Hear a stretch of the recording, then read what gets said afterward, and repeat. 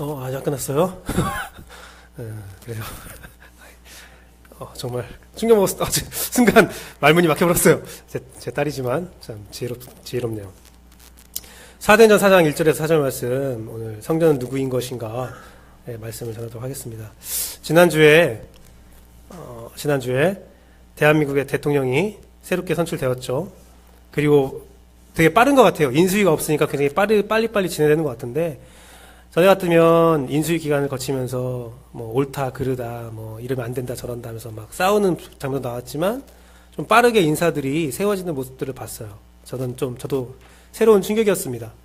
대통령이 와서 나랑 함께 일할 사람이 이 사람입니다. 이 사람은 어떤 사람입니다. 소개하는 것이 우리나라에서 처음 있었던 일이라고 하는데, 오바마는 그렇게 많이 했었죠. 근데 하는 모습 보면서 뭐 다른 생각들, 긍정적인 부정적인 생각들 다 접어버리고 어떤 생각이 들었냐면, 한 사람만 바뀌었는데, 국민들은 선택해서 딱 한 사람을 바꿨는데 참 새로운 사람들, 새로운 분위기가 되면서 많은 것들이 변화되었구나, 바뀌고 있구나라는 생각이 들었어요. 그것이 긍정적인지 부정적인 건지는 더 돌아봐야겠지만, 더 우리가 봐야겠지만, 어쨌든 제가 그동안 3일 동안 만났던 많은 사람들의 이야기들은, 다양한 사람들을 만났는데 다 똑같게 하는 말이 정말 많이 변한 것 같다. 아마 조금 한 사람 바꿨을 뿐인데 이렇게 분위기나 여러 가지 것들이 바뀔 수 있는가라고 얘기했죠. 그리고 좀 새로워지려고 노력하는 것 같아요. 사람들이나 정부나 여러 방면에서 좀 새로워지려고 노력하는 것 같아요. 그 결론은 아직 알 수 없습니다. 둘 중에 하나겠죠. 둘 중에 하나일 거예요.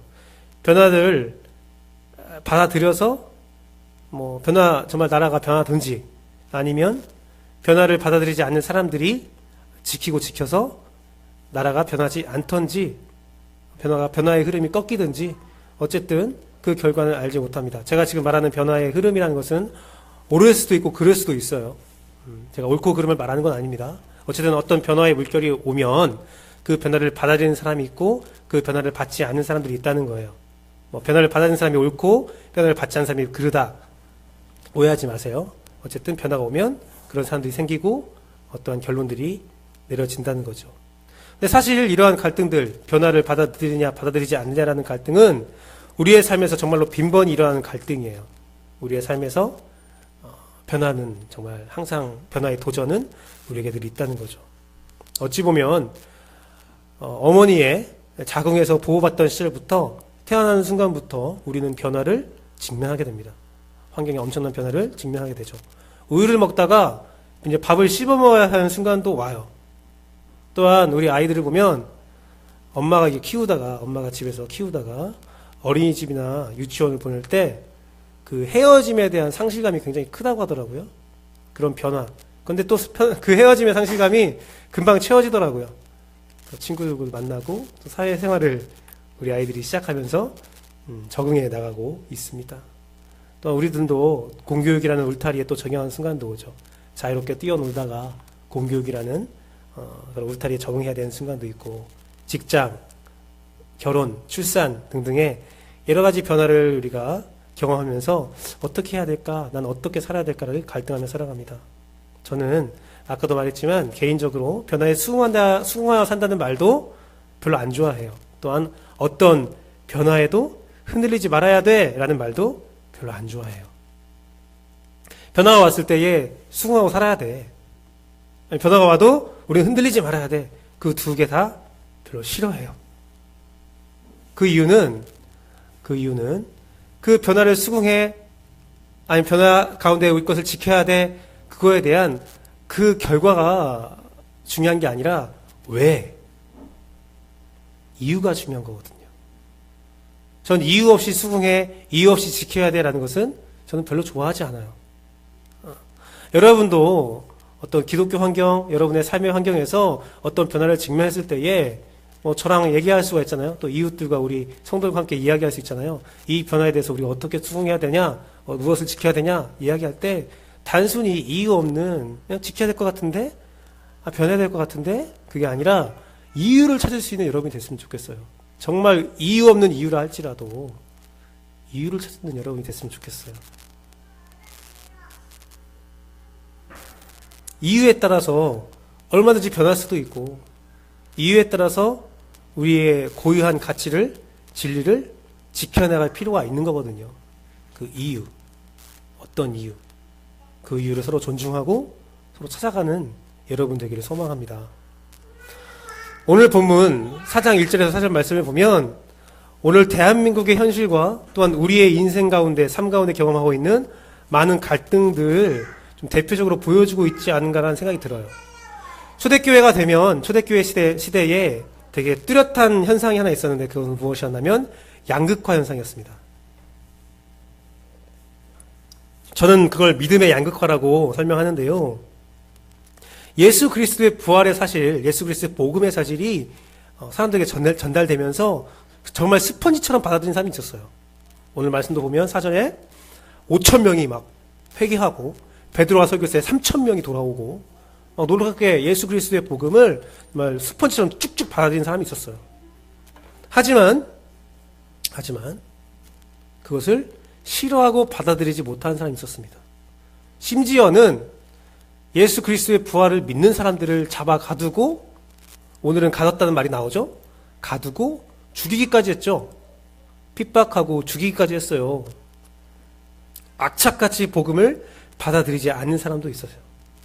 근데 오늘 본문은 특별히 그들이 누구였냐? 제사장, 성전에서 일하는 사람, 사두개인이라고 본문에 소개하고 있습니다. 네. 전 처음에 이 오늘 말씀을 이렇게 묵상하면서 어떤 말씀을 전할까 되게 고민을 많이 했어요. 고민을 많이 하면서 왜 사람들이 받아들이지 못할까라는 거에 좀 집중했었어요. 왜 복음을 받아들이지 못할까? 그들이 얼마나 불쌍할까? 복음을 받아들이는 사람은 얼마나 행복한 삶을 살게 되고, 복음을 받아들이지 못하는 사람들은 얼마나 불행한 인생을 살아가는가? 그렇게 저의 말씀의 중심을 맞추다가 갑작스럽게 1절 말씀이 눈에 보이기 시작하는 거예요. 왜 본문에서는 제사장, 성전에서 일하는 사람, 사두개인을 확 지칭했을까? 성전에 모인 많은 사람들이 있었을 텐데, 그 당시 바리새인도 있고 서기관도 있고 여러 가지 계층들이 있었을 텐데, 그 계층들을 제끼고 왜 특수한 계층을 지칭했을까라는 생각이 들었습니다. 그래서 저는 오늘 이 사두개인이란 집단, 사두개인이라고 말하는 제사장이나 성전에 일하는 사람을 사두개인으로 제가 다 섞어서 말을 할게요. 쭉 길게 말하면 너무 길어지니까 사두개인이라고 집중해서 한번 오늘 말씀을 이해했으면 좋겠습니다. 사두개인은요, 이렇게 좀 정리된 것들이 있는데, 사두개인은 쉽게 말하면 성전 중심의 신앙생활을 하는 사람들이었어요. 성전 중심의 신앙생활을 하는 사람이었어요. 그리고 성전을 운영하고 성전을 지키는 사람들이었죠. 네. 여러분, 근데 여기서 한 가지 우리가 기억하고 한 가지 집중할 게 있어요. 한 가지 알아둘 게 있어요. 우리가 많이 간과하고 있는 사실인데, 우리가 성전을 지킨다, 제사장이다, 사두개인이다 라고 말을 하면, 이스라엘 성전을 생각하면 오늘날 교회를 생각하는 경우가 많거든요. 예, 어느 정도 중첩되는 부분이 있죠. 교회 예배당을 생각하는 부분들이 있는데, 당시 이스라엘 성전이라는 것은 단순한 종교의 중심지가 아니었어요. 당시 이스라엘의 성전이라 함은 정치와 경제와 종교, 그 모든 것들의 중심이었어요. 우리의 삶을 바라봤을 때, 개인의 삶을 바라봤을 때 정치, 경제, 종교, 그거는 다죠. 전부죠. 한마디로 이스라엘 사람들에게 성전이라는 것은 삶의 방향과 삶의 모든 것을 결정할 수 있는 그런 힘과 능력이 있는, 권위가 있는 곳이었습니다. 사람들은 절기마다 성전에 모여야 했고요. 이스라엘 사람답게 살기 위해서는 성전의 허락을 받아야 했어요. 이스라엘 공동체에 들어오기 위해서는 제사장의 허락을 받았어야 됐어요. 병든 사람이 이스라엘 공동체에서는 두림을 당하죠. 병든 사람이, 이방인도 그렇죠. 하지만 이방인이나 아니면 병든 사람이 그것을 치유함받고 이스라엘 사람으로 인정받기 위해서는 성전을 지배하고 있는 제사장들에게 허락을 받아야 그때서야 비로소 이스라엘의 공동체에 들어올 수 있었어요. 그 모든 권한이 성전에 집중되어 있었다는 겁니다. 이렇게 생각하면 많은 사람들이 성전이라는 것은, 성전을 지키는 사람들은 굉장히 보수적이고 변함이 없고 그 진리를 수호하는 곳이구나라고 생각할 수 있어요. 최소한 저는 그렇게 생각했었거든요. 성전에서 일하는 사람 좀 근본주의자 같고 율법을 잘 지키고 시대의 흐름에 변화에 순응하지 않는 고고한 진리를 지키는 사람처럼 느껴졌습니다. 그런데 사두개인들은 사실상 이스라엘 역사에서 세상의 가장 그 변화에 가장 민감하고 빠르게 적응하는 사람이었어요. 사두개인의 어원에 대해서는 여러 가지 설이 있지만 가장 유력한 설은 솔로몬 시절 대제사장 사독의 후예라는 설이 많이 있죠. 즉 사두개인들은 성전이 처음 지어졌을 때부터 내려오던 성전 권력 집단이었다는 겁니다. 솔로몬 성전이 언제 완공됐냐면 기원전 959년에 지어졌거든요. 예수님이 활동하던 시대는 30년, 33년, 37년 그 전후라고 말하거든요. 기원 후. 그러면 지금 말하고 있는 사두개인들, 성전에서 일하는 사람들은 약 1000년의 권력을 수호한 사람들이에요. 그런데요, 우리가 여기서 한 가지 더 기억할 게 있습니다. 더 한번 알아볼 게 있습니다. 뭐냐면, 여러분, 이스라엘 백성이 성전을 지은 이후에 이스라엘이 몇 번 멸망한 줄 아세요? 저도 정확히 알지 못하지만 한 3번 정도를 멸망을 해요. 그리고 성전은 2번 무너졌습니다. 그럼에도 불구하고 사두개인들은 성전을 지키고 있었던 거예요. 놀라워 보이죠? 여기 한 가지 함정이 하나 있어요. 함정. 어떤 함정이냐면 처음 성전이 무너졌을 때에, 바벨론에 의해서 성전이 무너졌을 때에 바벨로니아의 통치 전략이 뭐였냐면 그 자기가 지배하고 있는 모든 나라의 종교와 문화를 바벨론으로 통합하는 시도를 했어요. 그러면서 어떻게 했냐면 그 나라의, 각 나라의 엘리트들 있죠. 머리 똑똑한 사람들, 그 사람들을 다 잡아갔어요. 잡아서 바벨론에서 교육을 시킵니다. 그때 사건들이 다니엘, 느헤미야, 에스라 같은 사람들이었어요. 잡아간 사람들을 그렇게 막 교육을 하니까 그 잡혀갔던 사람들, 엘리트, 이스라엘 엘리트들은 어떻게 했냐면요, 자기에게 계속 그들의 종교와 문화를 삽입하려고 하니까 그들 스스로 자신의 문화와 종교를 지켰어요. 절기 때마다 성전을 가야 되는데 성전을 가지 못하게 하니까 어떻게 하냐면 율법을 가지고 강동했어요. 강독했어요. 회당이라는, 여러분 신약성경에 나오는 회당이 그때 만들어지거든요. 회당이라는 그런 조직 같은 제도를 만들어서 거기서 말씀을 가르치고 율법대로 살려고 노력했어요. 더더욱 노력했어요. 다니엘의 기사들 있잖아요. 율법대로 살려고 했더니 죽음의 위기를 맞는 여러 가지 일이 있잖아요. 그 일들은 다니엘에게만 있었던 일이 아니라 그 당시 이스라엘 사람들에게 있었던 일이라는 거예요. 그런데요, 정말 안타까운 일이 하나 벌어집니다. 뭐냐면 그렇게 살았던 자들이, 포로들이 귀환하는 시기가 있었어요. 느헤미야 시절에 귀환해서 성전을 다시 짓고 성벽을 다시 짓고 성전을 다시 수복하는 역사들이 성경을 통해서 우리가 보고 있잖아요. 근데 그 역사가 있을 때마다 이러한 일이 무엇이냐? 그들이 고백한 게 무엇이냐? 성전의 문화가 엉망이 됐던 겁니다. 성전이 율법을 지키지 않고 있는 거예요. 그 이유는 지금 말하는 사두개인, 성전을 지키는 1000년의 권력을 이어갔던 사람들이 어떻게 했냐면 누구보다 빨리 그 문화와 종교를 받아들인 거예요. 잡혀갈 이유가 없었어요. 끌려갈 이유가 없었어요. 아수르가 지배하면 아수르한테 고개 숙이고, 바벨로니아가 지배하면 바벨론에게 고개 숙이고, 알렉산드리아가 지배하면 그 헬라 문화에 고개를 숙였습니다. 제가 교회사를 배우면서 가장 충격적인 것은 뭐였냐면 그 제사장 집단 사두개인들은 할례를 받지 않았대요. 이스라엘이라면 반드시 받아야 할 할례를 받지 않았어요. 그 이유가 뭐였냐면 헬라 문화 시절 때, 그냥 신약 시대 때 운동을 하면 빨개 벗고 운동을 했대요. 빨개 벗으면 그 성기에 할례를 하면 다른 사람과 틀렸거든요.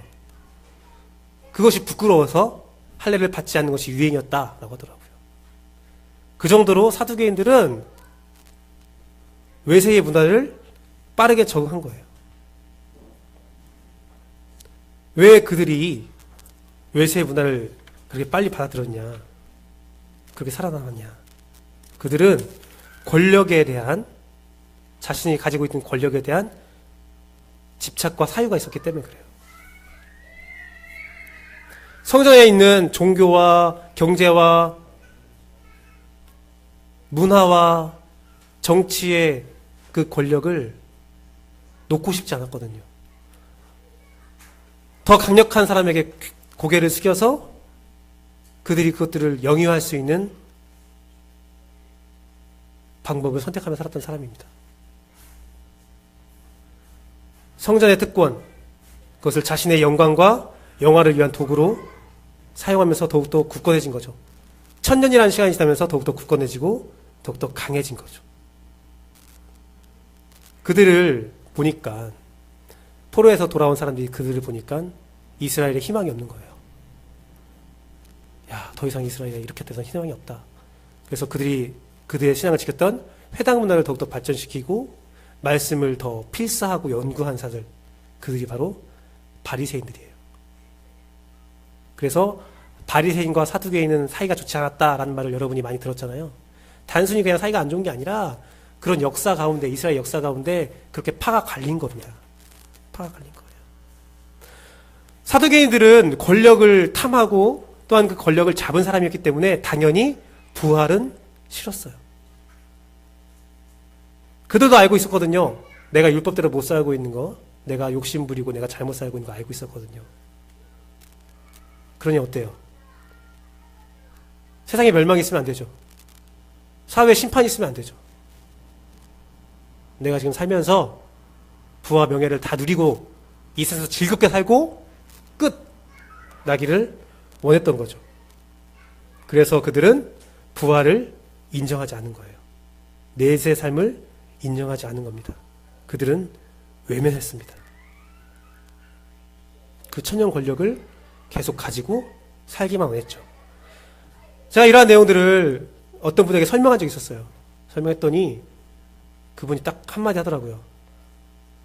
친일파네요. 네, 그렇죠. 한국 사람들이 이야기 파는 것은 친일파라는 거예요.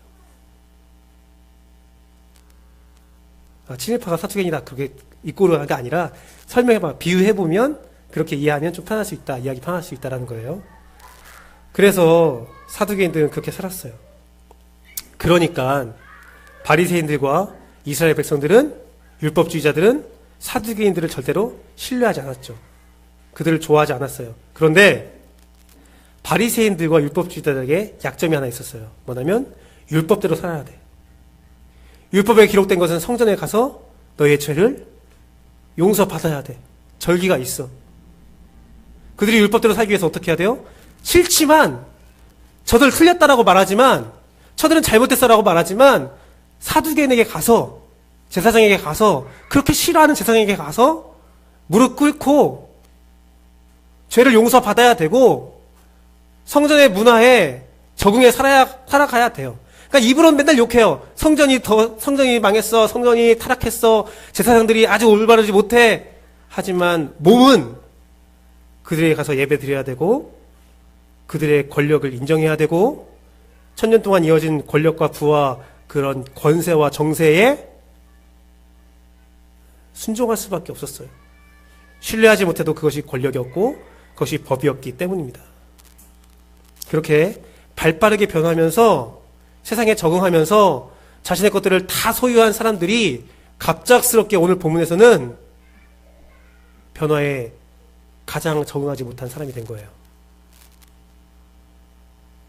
이스라엘 백성들이 3,000명, 5,000명 회개하면서 그쪽으로 넘어갈 때 제사장과 성전을 일을 하는 사람과 사두개인들은 그 복음을 받아들이지 않았어요. 왜 그랬을까요? 그 이유는 우리가 저번 주에 나왔던 말씀에 나와 있는데요. 베드로와 요한이 성전 미문에서 평생을 40년을 무릎 꿇고 구걸하던 사람을 일으켜 세웠죠. 그리고 첫 번째 한 일이 뭐였어요? 그의 손을 잡고 성전으로 들어왔어요. 그 당시 율법에 따르면 어떻게 하냐면 치유가 됐으면 걔를 데리고 제사장에게 갔어야 됐어요.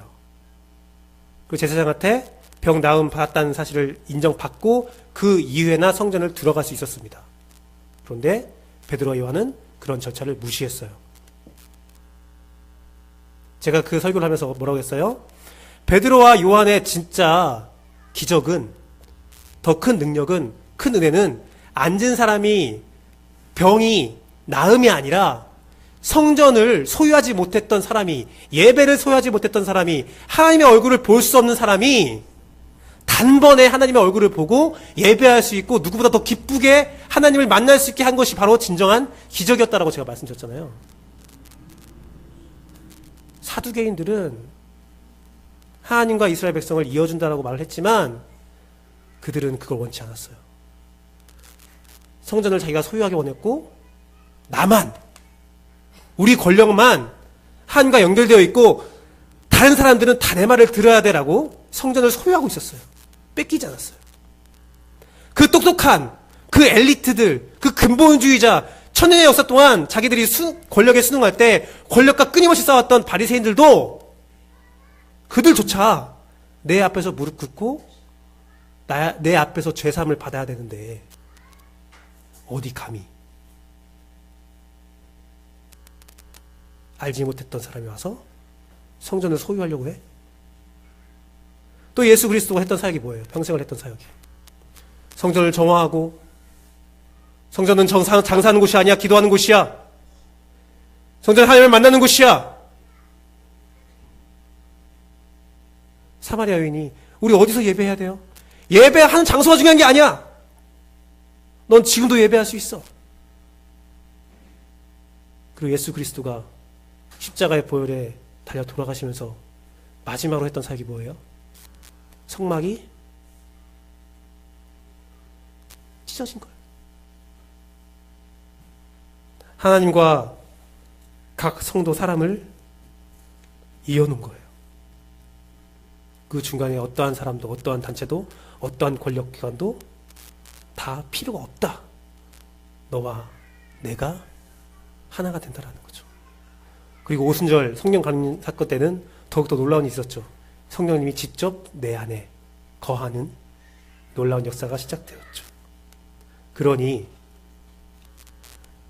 사두개인들은 복음을 받아들일 수가 없었어요. 그 변화를 누구나 변화에 빠르게 정했던 사람들인데 그 변화를 받아들이면 자신이 가진 권력과 자신이 가진 모든 것을 내려놔야 됐거든요. 1000년 만에 처음으로 온 도전이었거든요. 다른 권력자들, 다른 변화들은 네가 나한테 순응하면 네가 가지고 있던 그 권력과 모든 힘들을 보호시켜줄게, 보호해줄게, 네 걸로 계속 인정해줄게 라고 했는데 예수님은 그게 아니었거든요. 그렇기 때문에 그들은 복음을 미워했고 부활을 미워했고 사람들을 죽이기까지 하면서 예수 그리스도의 복음을 막았던 겁니다. 정치적 이권, 종교적 이권, 경제와 사회의 이권을 움켜잡기 위해서 진리를 미워한 거죠. 마치 예수 그리스도의 비유 가운데 청지기들에게 포도원을 맡겼더니 그 포도원의 수출을 소유하기 위해서 종들과 아들까지도 때려잡았던 자들처럼 소유화한 거죠. 자기 거라 생각한 거죠. 그들은 하나님의 일을 하면서, 성전 일을 하면서 난 하나님 말씀을 가장 잘 많이 듣고 있어. 난 하나님 일을 가장 밀접한 곳에서 하나님을 돕고 있는 사람이야 라고 생각할 수도 있어요. 하지만 고린도전서 11장 21절 말씀처럼 하나님의 지혜에 있어서는 이 세상의 자기 지혜로 하나님을 알지 못함으로 하나님께서 전도에 미련한 것으로 믿는 자들을 구원하시기를 기뻐하셨도다. 이 말씀처럼 그들은 지혜 있다고 생각했고 그들이 옳았다고 생각했지만 그들은 틀렸고 그들은 하나님의 뜻을 가장 몰랐던 사람이었죠. 즉 사두개인들, 그들은 1000년 동안 성전을 지켰지만 1000년 동안 하나님의 뜻을 가장 몰랐던, 가장 무식하고 무지한 자들이었습니다. 여러분, 하나님께서 사두개인들, 즉 레위인들을 제사장으로 발탁한 이유가 있어요. 그 안에 하나님의 두신 뜻이 있어요. 이 질문을 하면 많은 사람들이 이렇게 얘기합니다. 아론이 금송아지를 만들었을 때 그 금송아지를 태워서 녹여서 그 잿가루를 먹고 그거에 경배했던 이스라엘 백성들을 도륙했던 사람이 레위인이었거든요. 그래서 제사장이 되었다. 그거 신앙을 지켰으니까 아니라고 말을 하는데, 그보다 더 과거로 돌아가서 레위인이 제사장이 됐던 이유가 있습니다. 뭐냐면 야곱의 축복. 어찌 보면 레위인에게는 야곱의 저주였죠. 같이 읽어볼까요? 49장 7절인데요. 창세기 둘, 셋. 그 노여움이 혹독하니 저주를 받을 것이요 분기가 맹렬하니 저주를 받을 것이라. 내가 그들을 야곱 중에서 나누며 이스라엘 중에서 흩트리로다. 루벤부터 베냐민까지 쭉 축복을 하는데 레위에 이르러선 이 말을 해요. 여러분 세겜 사건 알죠? 세겜에서 세겜 족속들을 레위와 시몬이 할례를 시킨 다음에 다 죽여요. 그 심줄을 다 끊어버려요. 그것을 보고 야곱이 그를 저주한 거예요. 너희들은 이렇게 노여움과 분노와 그런 성질이 더러우니까 너희들은 이렇게 될 거야. 너희들은 뭉쳐있으면 안 돼. 너희 뭉쳐있으면 어떤 일을 할지 몰라. 야곱 중에 다 흩트러 버릴 거야. 어떤 성경 번역은, 유진 피터슨이 번역한 것은 이 흩어짐에 대해서 굉장히 적나라하게 표현했는데, 종이를 갈기갈기 잘라서 바람에 날릴 거야 라고 표현했어요.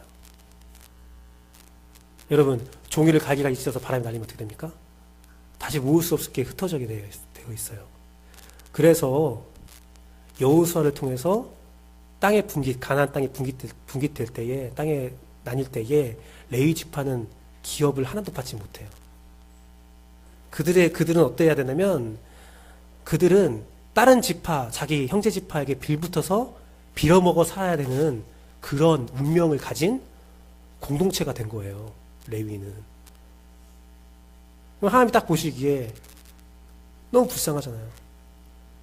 어차피 모든 지파에 흩어져 살아야 된다면 그럼 너희가 성전에서, 또한 각 성전이요, 이스라엘만 있는 게 아니에요. 여러 가지 제사장들이, 지파 제사장들이 있고 예배 드릴 수 있는 그러한 제단이 있어요. 곳곳에. 그 제단을 지키면서 그런 성전의 일을, 제단의 일을, 하나님의 일을 해라. 그러면 그들이 11조를 통해서 너희들을 먹여 살릴 거야. 그게 하나님의 뜻이었어요. 즉 레위인에게 제사장이라는 어떠한 높은 권력을 준 게 아니라, 너희가 굶어 죽을 수밖에 없으니까, 너희는 흩어져 살았을 수밖에 없으니까, 너희는 기업을 소유할 수 없는 사람들이니까 내가 살게 해줄게. 즉 레위인에게 제사장의 특권을 준 거. 오늘 본문의 사두개인들이 그러한 성전에서 일할 수 있게 허락한 이유는 하나님이 그들을 통하여 이스라엘 백성들을 섬기게 하기 위함이었다는 거죠. 먹고 살게 해주고 섬기게 하기 위함이었다는 거예요. 봉사할 수 있게 함이었다는 거죠.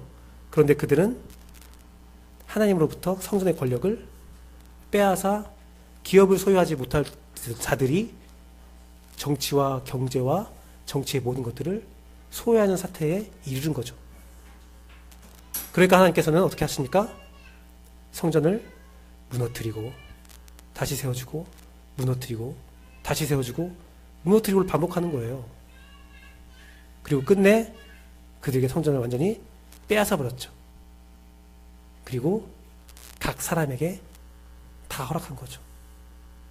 우리가 다 하나님과 예수님과 직통으로 만날 수 있는 그런 권리들을 나눠주신 거죠. 저는 여기까지 묵상을 하고 되게 마음이 무거워졌어요. 그리고 더 이상 글을 쓸 수가 없었어요. 글을 쓸 수가 없었어요. 왜 그러냐면 저는 사두개인들이 사라졌다고 생각했거든요. 사두개인과 바리새인들이 역사상에 흔적 없이 사라졌다. 디도스 장군에 의해서 AD 70년에 성전이 무너진 이후에 사두개인이 사라졌다라고 생각했는데, 사두개인들은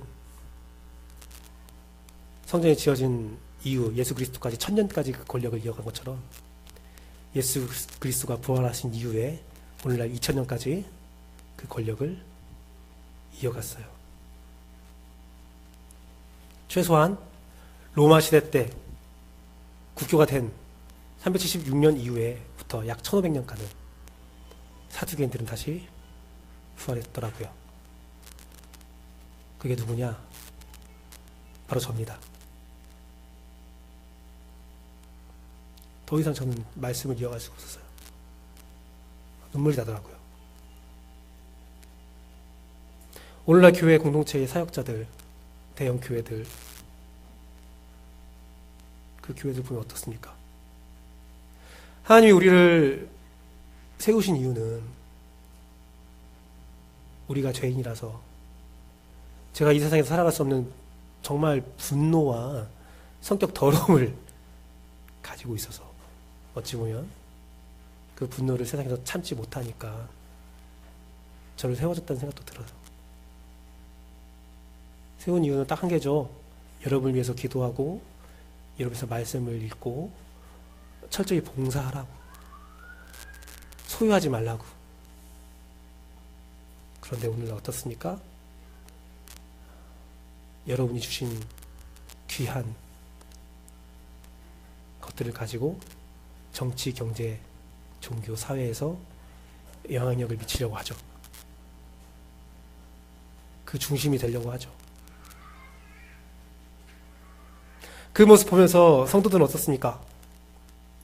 많은 성도들과 많은 교회 공동체, 또 교회를 경험했던 사람들은 그들을 욕하고 그들을 미워해요. 그런데 바리새인처럼 어쩔 수 없이 와서 예배드리고 함께 모여서 죄를 회개하고 그 일들을 행하죠. 오늘날 한국교회, 많은 교회의, 전 세계적인 교회의 모습들이 사두개인 같은 모습이 아닌가라는 생각을 합니다. 계속 눈물이 나더라고요. 계속 이것을 묵상하면 눈물이 나고 마음이 아프더라고요.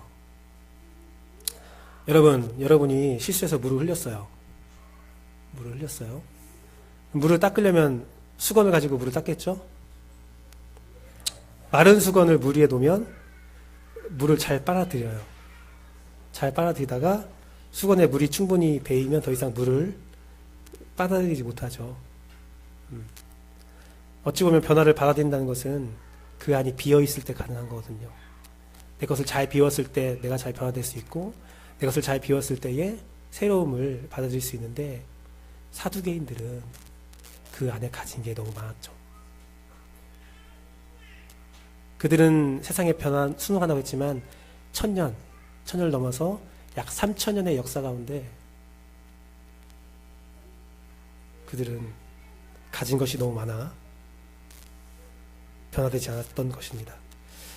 그 가운데 그들이 다 가지려고 했고 그들이 다 소유하려고 했기 때문에 성도들은 갈증을 느끼고, 대중들은 목이 마른 상태가 되었고, 몸이 아프고 마음이 아프고 영혼이 아픈 굶주린 상태가 되어서 나의 목을 축여줄 생수가 어디 있는가, 나의 배고픔을 채워줄 떡이 어디 있는가 찾아 헤매는 자들이 많이 나타났어요.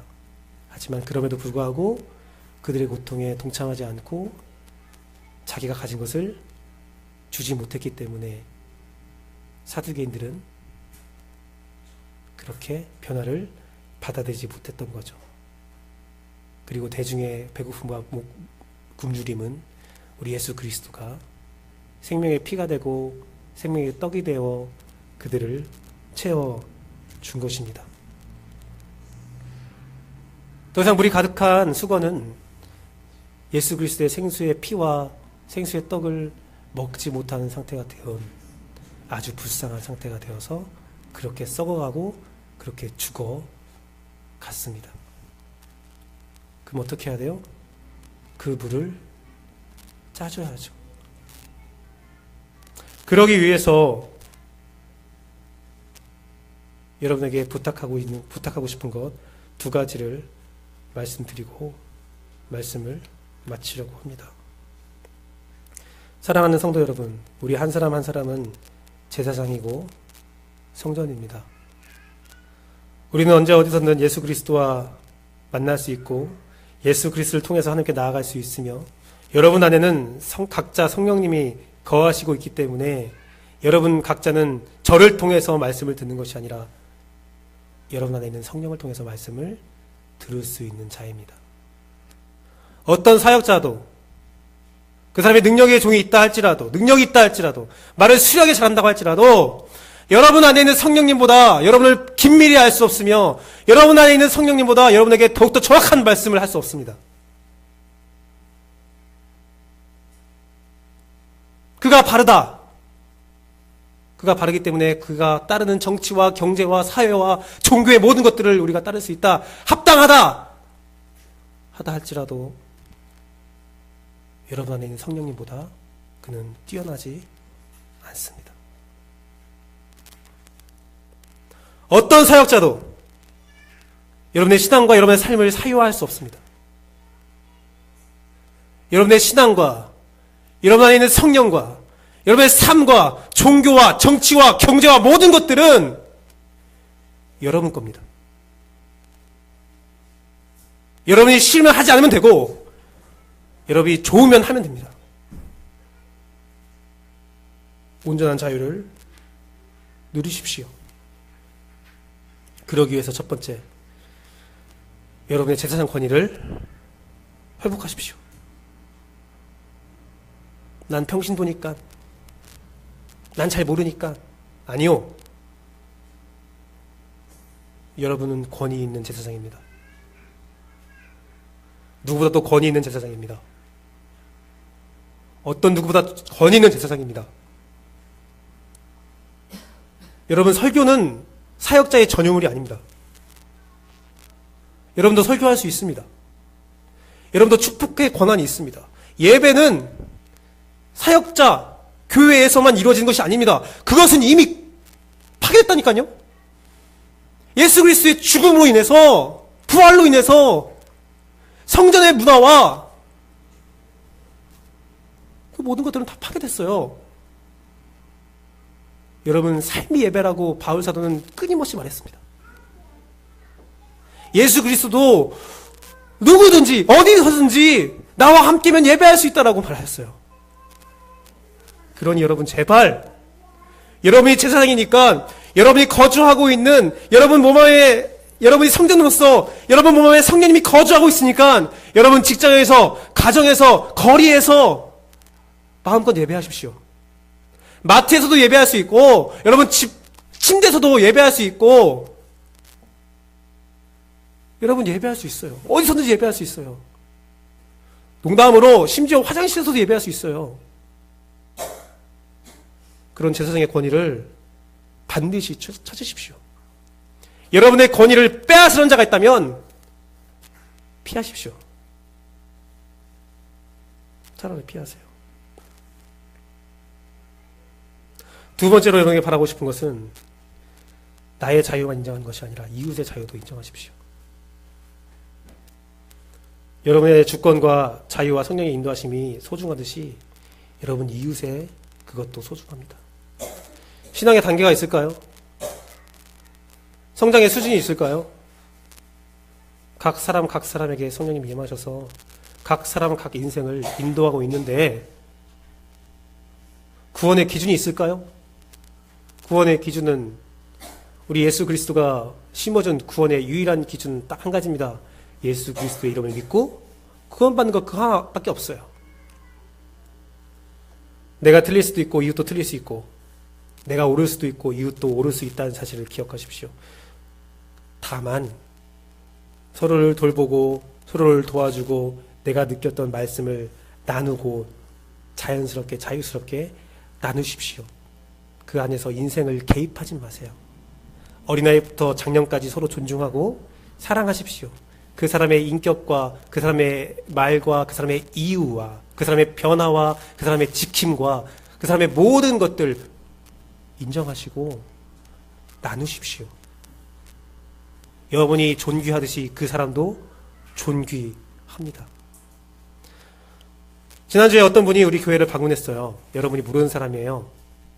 제가 사회활동하면서, 시민활동하면서 어떤 분이 왔어요. 좀 많이 왔어요. 많이 왔다 갔다 했어요. 제가 뭐 드릴 게 있었거든요. 제가 금요일날 있으니까 금요일날만 왔다 갔다 했죠. 근데 오는 분들이 다 그렇게 얘기하더라고요. 다 똑같은 질문을 해요. 목사님, 여기가 목사님 교회입니까? 그 오는 분들에게 다 똑같은 대답을 했어요. 아니요. 그런 사람들이 그럼 여기 누구 교회예요? 제가 담임 목사긴 한데 제 거 아니에요.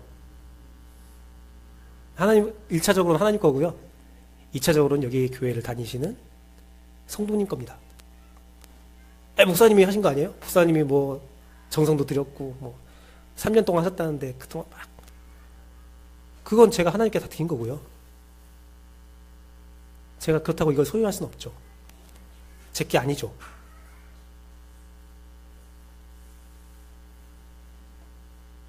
여러분, 사유하지 맙시다. 사유하지 맙시다. 자유합시다. 어려울 수도 있어요. 하지만 여러분이 여러분에게 있는 제사장의 권위, 능력, 어떤 환경 가운데 있든지 여러분을 인정하고 또 타인을 인정하면 그 안에 진정한 자유가 세워질 거라고 저는 믿어요. 진정한 자유는 거기에서부터 시작되는 거니까. 내 안의 성령, 타인의 성령을 인정함으로. 그리고 예수 그리스도는 그걸 위해 왔으니까 우리 그렇게 하게요. 그렇게 하게요. 찬양하고 함께 기도했으면 좋겠습니다. 찬양하겠습니다.